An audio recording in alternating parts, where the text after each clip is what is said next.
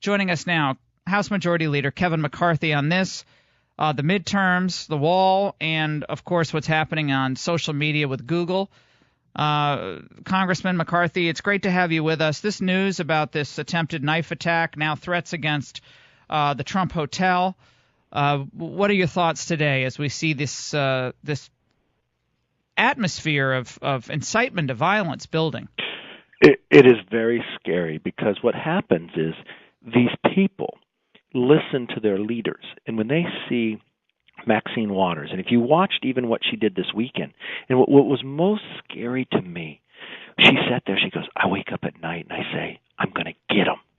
That was her exact words about how she was going to get the president. And she talks about how she's waking up at night because this is all she's thinking about. And this is after obsessed. She was denounced. Yeah, she's totally obsessed. And she's applauded by saying this. And, you know, it's one scary thing if the Democrats take the majority and Nancy Pelosi speaker. Maxine Waters will be chair of financial services, in charge of a banking system, the insurance, and others. That is what a Democrat majority means. And for her to continue to incite people to do this, we just watched in California a Republican nominee for Congress. The person was literally coming at him with that box knife, wanted to get him, stab him. So what happens now? What can Republicans in Congress do? I think this is an effort to intimidate people away from joining the conservative ranks as candidates running for office. I mean, people want to run for office for good reasons. They don't want to run for office to put their lives in jeopardy or their families threatened. No, it's just one thing. They say something that's not true about you in a campaign, but now they threaten you. So think about that. If someone's willing to risk to run for office, risk their jobs, risk everything else, it was never the idea that you're going to risk your life to run for the job. And, you know, that shooting that took place that Steve Scalise got shot at, had Steve not been there, his security detail would not have been there, and there would have been a number of members who would not be with us today. And that individual came from Illinois, came here because it was a political reason, was rallying or protesting against the president, told his wife he was going to come back home. He was showering over at the Y there. He canceled his subscription there, and this is what he did before he went home. He knew the Republicans practiced there, and that was the part. So this should be denounced on both sides. And it's not just saying, I didn't do it, you denounce it. This should be by all Americans denouncing any type of behavior like this or any type of talk of this. Yeah, I mean, you saw all these former presidents at the McCain funeral coming out, and basically it was, you know, praising John McCain's service to the country, but also there were not so thinly veiled hits at Trump. It would be nice if all these former presidents came out and said something about this kind of attitude, this kind of violent rhetoric. It would be nice to have one or two or three former presidents together speak out on this. It's really disconcerting. I'm worried someone's going to get killed. I really am. I'm worried that individuals who run for office or innocent bystanders are going to be killed because of this. I think this would be the perfect moment. Remember what we're coming after, 17 years after 9/11 and what transpired there, where the nation came together in that moment.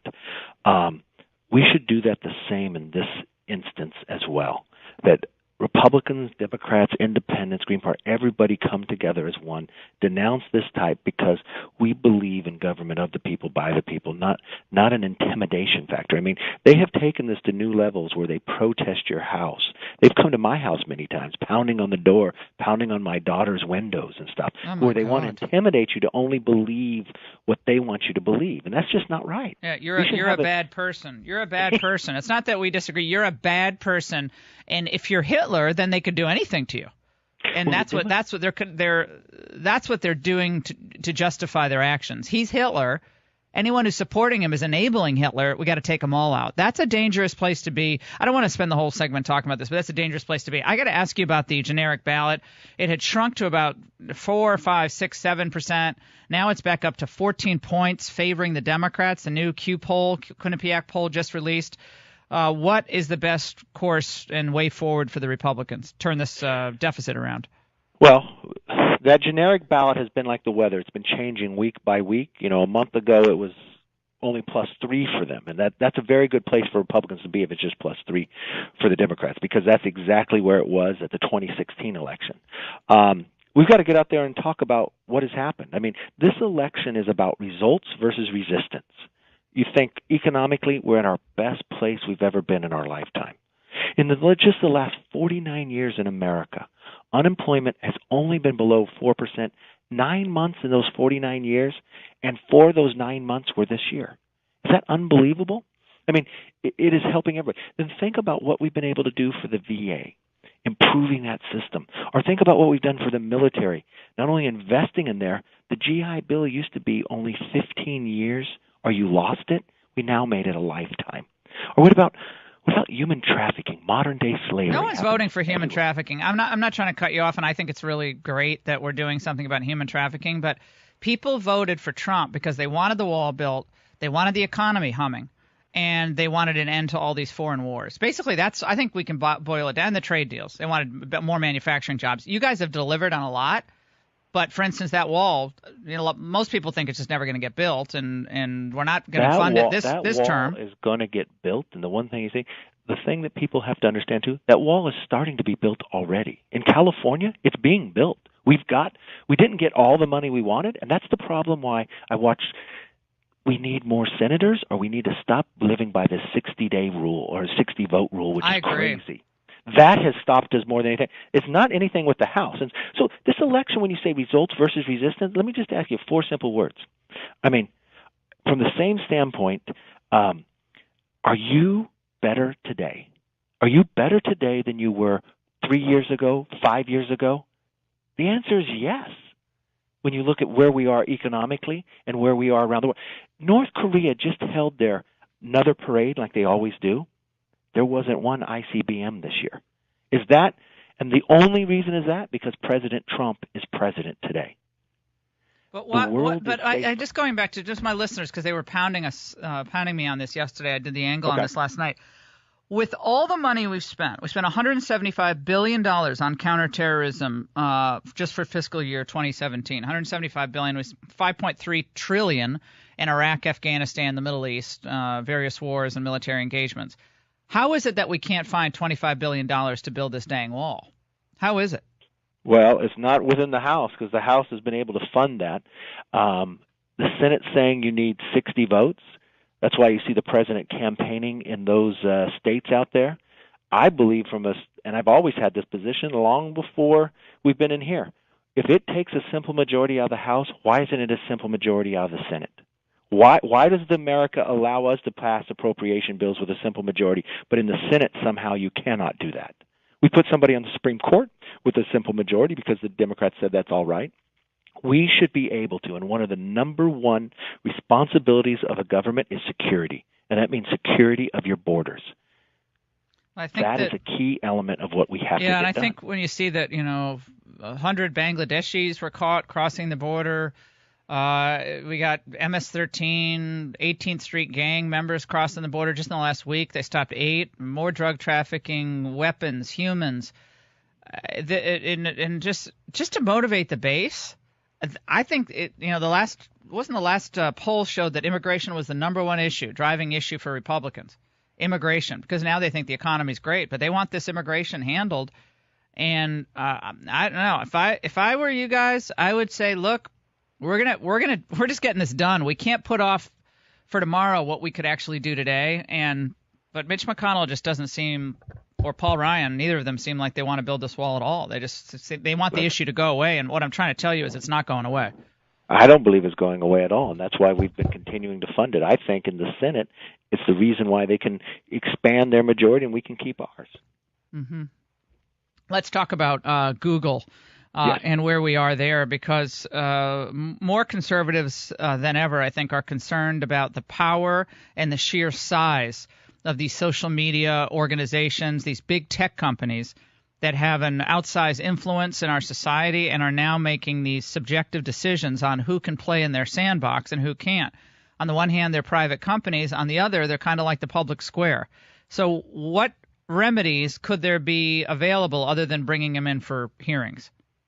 Well, first of all, Google doesn't even show up for a hearing. And for all your listeners, 90% of all searches go through Google. 90%. So you could have the whole discussion of whether there's a monopoly or not. Of those 90% that go through a search, if you're not on the first page of what you search, only 5% ever go to the second page. So when you sit there and read about how they can manipulate what is on there or what you're seeing or what you're reading, that's a real discussion of what we should have that discussion inside these hearings. They would not show up, whereas Twitter and Facebook did. And what happened when we brought Twitter in? First of all, they said they never shadow banned anyone. They never did all these other things that went forward. But right before they come in, they admit, yeah, we did do that. Yes, we did do that. So the first thing you got to have is transparency. Google needs to show, and that's why I sent the tweet yesterday. Think of this. Google's whole motto when they created, don't do harm, they just removed that motto. But you know what else they also did? They're working with China and Russia, and they censor inside the Internet with them. But they canceled working with the U.S. military. If you Googled the California Republican Party 2 weeks before our primary, they said our ideology was Nazism. Right, well, and then you can take them out. That's why if you're a Nazi, they can hit you with a knife. Exactly. So, and think what we just found out, what Tucker Carlson just saw. Their own executives show what they call the silent donation because they are so powerful. They're putting in there, and they say they don't keep your searches, but they keep them for 3 years. They know everything about us, and they know what about you. They can also influence what you do. So they offered rides to the polls, but only in certain areas because the individual talked about it because they wanted to influence who people voted for and who would win the election. That's the donation. That's all. If they have 90% of all searches, and if 2/3 of all adults get their information from the Internet, they are controlling what we're seeing and what we're reading. And if only 5% will ever go to the second page, being on that first page is all power, and they control that. And they do it by advertising. You can search something about that we found before. If you're searching President Trump, but they bring you up a story on Hillary Clinton. They're influencing what we're seeing and what we're knowing when 2/3, and it continues to grow, of adults get some form of their information off the Internet. By the way, I hadn't seen this earlier, but apparently they're getting on Mitch McConnell on CNN for saying, well, the midterms are like a knife fight. So saying the words knife fight, that's the problem. But actually attacking someone with a knife, we can dismiss that as having nothing to do with the inciting rhetoric on the part of the left. This is Maxine Waters telling you to go engage people. Yeah, exactly. Congressman, we're going to be following this Google, Twitter, Facebook issue very closely because I do think this is going to be where the government might have to step in. I mean, I'm not a big government regulator type, but at some point, if they're not going to be responsible and it's dominating an entire platform where free expression is supposed to be respected, I think something's going to have to be done here. Kevin McCarthy, stay with us. Thanks for listening to this podcast excerpt of The Laura Ingraham Show. If you'd like to receive podcasts of our complete shows, go to lauraingraham.com and sign up to become a member of Laura 365. Our Laura 365 members get commercial-free streams and podcasts of our shows every day we're on the air. And also, you can listen to the last 30 days of The Laura Ingraham Show. Be ahead of the curve. Join Laura 365.